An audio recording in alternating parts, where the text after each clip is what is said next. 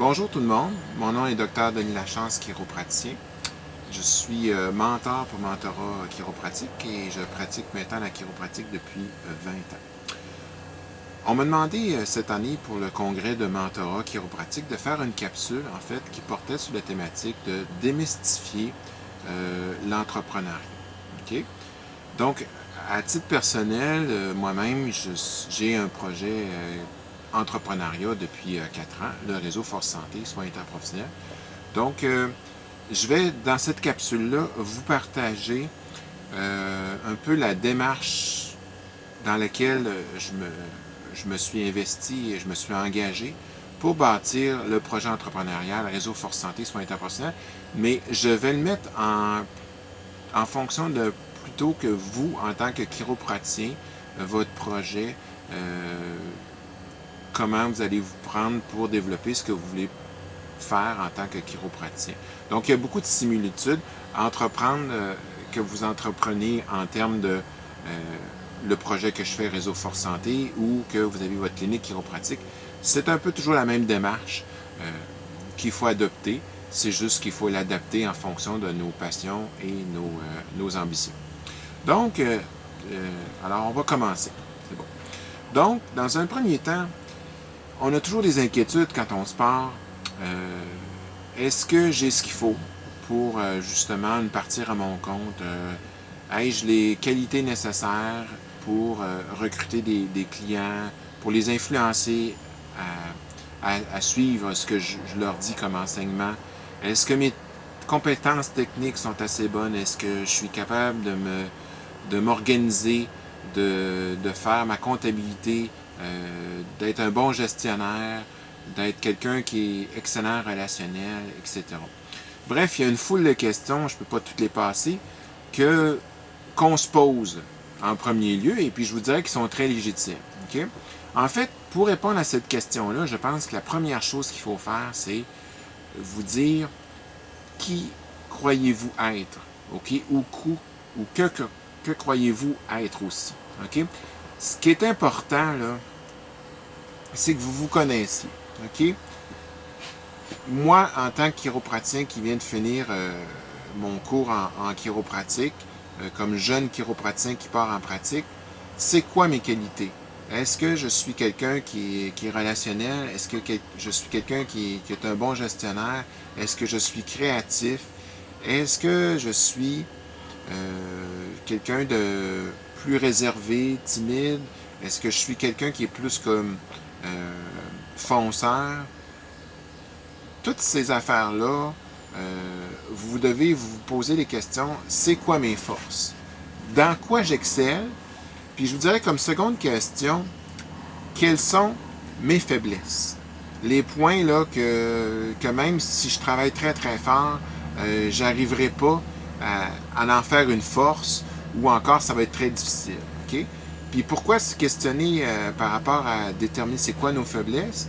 Parce que justement nos faiblesses vont déterminer, je vous dis, en quelque sorte, à qui on va être à la recherche comme partenaire pour nous aider à réussir. OK? Donc ça, c'est vraiment important de déterminer justement vos forces et vos faiblesses. OK? Une fois qu'on a fait ça, ce que je vous dirais de voir, qu'est-ce qui vous passionne? OK? Qu'est-ce qui vous allume? Est-ce que le fait de prendre soin des enfants, de prendre soin des femmes enceintes, de prendre soin des aînés, des sportifs, est-ce que la neurologie vous passionne? Tout ça, vous devez déterminer ce qui vous passionne, ce qui vous allume. Pourquoi justement déterminer ce qui vous passionne, ce qui vous allume? C'est parce que une passion, c'est quelque chose que, peu importe, beau temps, mauvais temps, on n'hésitera pas. On n'hésitera pas à la faire, même quand on est un peu déprimé ou que ça va mal ou qu'on file moins, on va toujours avoir de l'énergie à mettre dans ce qui nous passionne. Fait que vous comprendrez que si vous choisissez un projet d'entrepreneuriat, d'entreprise ou de clinique dans lequel vous n'avez pas cette passion-là, ce feu sacré de vous donner corps et âme là-dedans, vous allez avoir un problème la minute qu'il va y avoir des obstacles et des choses comme ça. Donc, déterminez votre passion, ce qui vous passionne. Puis après ça, je vous dirais, faites le bilan de vos relations qui peuvent vous aider dans ce projet-là. Exemple, vous aimez les enfants. Est-ce que vous avez des gens dans vos relations, des amis, des compagnies, des ressources qui travaillent avec les enfants qui pourraient vous amener à vous aider à vous faire connaître dans ce milieu-là? Okay? Si vous voulez travailler avec les personnes âgées, connaissez-vous je sais pas, des directeurs de centres de personnes âgées? Est-ce que vous avez une tante qui est dans des centres de personnes âgées qui pourrait vous aider? Est-ce que vous avez des gens, des médecins dont la spécialité sont en gériatrie et vous avez une bonne relation avec? Faites le bilan des ressources qui peuvent vous aider dans votre projet. Puis ça, par rapport à ça, ayez de l'ouverture. Des fois, on se dit, oui, il pourrait peut-être m'aider, mais il ne voudra pas, etc. Assumez rien, OK? Faites la démarche de savoir qui peut potentiellement vous aider, et puis contactez-les, puis demandez-leur si effectivement ils veulent vous aider. Vous allez être surpris du monde qui veulent nous aider dans la vie. En fait, aider, ça fait du bien au monde. Alors les gens, c'est rare que quand ça se tient de quand même bien, votre projet, qui refusent de vous aider. OK? Donc ça, c'est une chose. Ensuite de ça, après avoir fait le bilan des relations, ben c'est un peu déterminer votre plan. OK? C'est-à-dire, c'est quoi l'étape 1 que je dois faire pour justement réaliser le projet. Donc, après avoir fait le bilan de nos relations, de qui on est, c'est déterminer ce que ça nous prend pour réussir. Donc, si après vous faites le bilan de vos forces, vos faiblesses, vous trouvez qu'il vous manque de connaissances, ben je vous dirais, faites l'acquisition de ces connaissances-là par des livres, des conférences, des coachs, et puis arrangez-vous pour tranquillement posséder ce dont vous avez besoin pour réaliser votre objectif.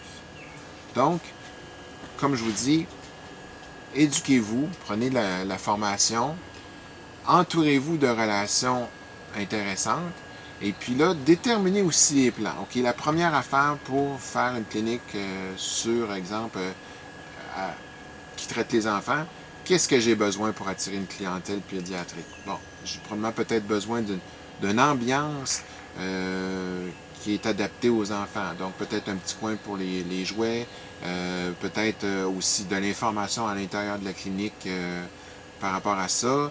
Peut-être une page Facebook, LinkedIn qui traite de sujets qui, justement, à propos des enfants. En fait, ce que je vous dirais par rapport à ça, si vous avez un intérêt à soigner les enfants, bien à ce moment-là, véhiculer, partager des informations sur la santé des enfants, sur ce qui préoccupe les enfants, les parents, etc., pour justement développer une clientèle de gens qui vont vous suivre.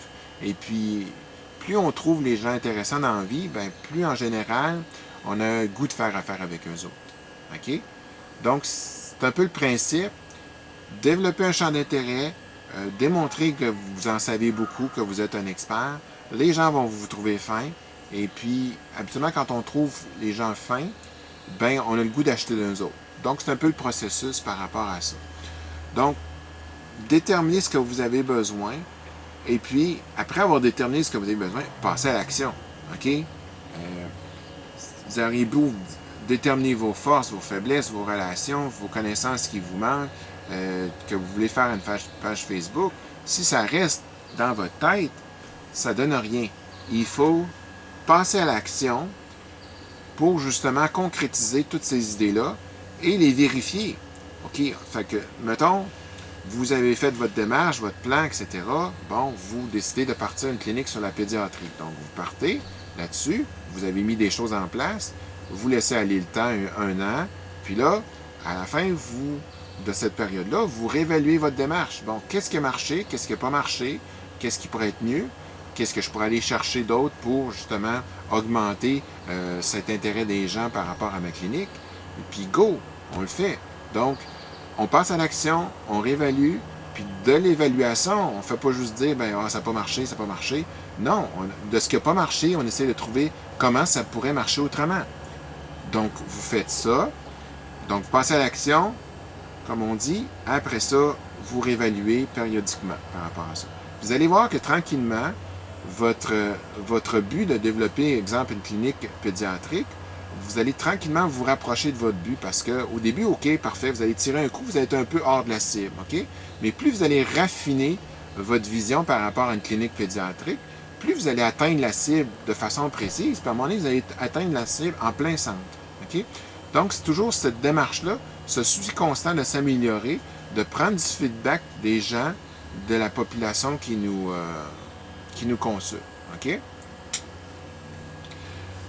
En terminant, ce que je vous dirais, là, une chose qui est bien importante, c'est d'être réaliste dans cette attente. OK? On a toujours tendance à penser que, bon, je viens de faire ça, je vais avoir des résultats instantanés. OK? La vérité, c'est que les résultats instantanés n'arrivent pas tout seuls. En fait, ils n'arrivent pas. OK? On surestime souvent la capacité de ce qu'on est capable d'accomplir en un an et on sous-estime celle qu'on est capable de faire en l'espace de 5 ans. OK? Pourquoi 5 ans meilleur qu'un an? C'est que vous bâtissez votre momentum, vous raffinez votre solution, vous connaissez mieux votre clientèle, les besoins, les compétences que ça prend pour réaliser les choses. Tranquillement, à force d'essais-erreurs, vous devenez un expert parce que vous savez de plus en plus qu'est-ce qu'il ne faut pas faire puis qu'est-ce qu'il faut faire. Mais pour ça, ça ne s'acquiert pas en 30 secondes ni un mois, ça s'acquiert au fil des années, plus sur une période de 5 ans. Donc, peu importe, une fois que vous aurez décidé, je veux me lancer en pédiatrie, en gériatrie, en soins pour les sportifs, une fois que vous avez décidé profondément que vous voulez faire ça, maintenez le cap. Maintenez le cap, peu importe les accidents de parcours, les obstacles. Vous avez bien réfléchi sur votre affaire. Vous passez à l'action. Je ne vous dis pas, évidemment, si ça devient comme déraisonnable, etc., puis que vous sentez vraiment que vous ne l'avez pas, de vous réévaluer si c'est correct. Mais n'abandonnez pas à le moindre petit obstacle. Au contraire, voyez un obstacle comme une opportunité de vous améliorer, un défi de raffiner votre vision et surtout, dans la difficulté, ne vous isolez pas. Compris? Ne vous isolez pas. Demandez des questions à ceux qui l'ont fait avant vous. Lisez, demandez des conseils et vous allez voir que les gens sont beaucoup plus généreux que vous le pensez. Donc, je vous dirais, en terminant, les qualités pour réussir en entrepreneurship, c'est d'être déterminé, focusé et puis d'avoir une stratégie, puis utiliser les relations comme levier de performance. Si vous faites ça, je ne pense pas qu'il n'y a aucun problème à ce que vous réussissiez. OK? Mais vous devez l'appliquer au jour le jour, puis être constant là-dedans. OK? Puis en terminant aussi, juste pour conclure, je vous dirais, entreprendre, là, dans le fond, c'est devenir ce que vous devez être. OK? C'est apprendre à vous connaître, apprendre à savoir vos forces, vos faiblesses, ce que vous avez besoin comme relation pour réussir, les connaissances que vous avez besoin pour réussir dans ce qui vous passionne. En fait, c'est devenir ce que vous devez être, c'est vous réaliser. Donc, l'entrepreneuriat, entreprendre, c'est bâtir sa personnalité, c'est bâtir sa vie, sa vision, réaliser des choses qui créent de la valeur pour les gens, la société. Donc, il n'y a rien de plus noble que ça. Donc, je vous remercie de m'avoir écouté pour cette capsule. Ce que je vous dis, c'est sûr que j'aurais bien aimé être au congrès mentorat chiropratique et j'ai un conflit d'horaire, je ne peux pas être là. Par contre, je vous dirais, si vous avez des questions, là, écrivez-moi, ça va me faire plaisir. Den, Chiro, CHIROS, 68, @hotmail.com. Ça, c'est mon courriel. Sinon, téléphonez-moi, 418-653-2636. Ça va me faire un énorme plaisir de vous donner des conseils par rapport à c'est quoi entreprendre, comment j'articule mon projet chiropratique comme clinique ou mon projet de vie comme associé ou etc. Ça va me faire énormément plaisir de vous aider là-dedans. J'espère que cette capsule-là va vous avoir au moins éclairé sur les bases de l'entrepreneurship. Puis, je vous dis, en terminant, ayez pas peur de foncer et puis d'oser. Vous allez voir, c'est super gagnant. Merci beaucoup de votre attention.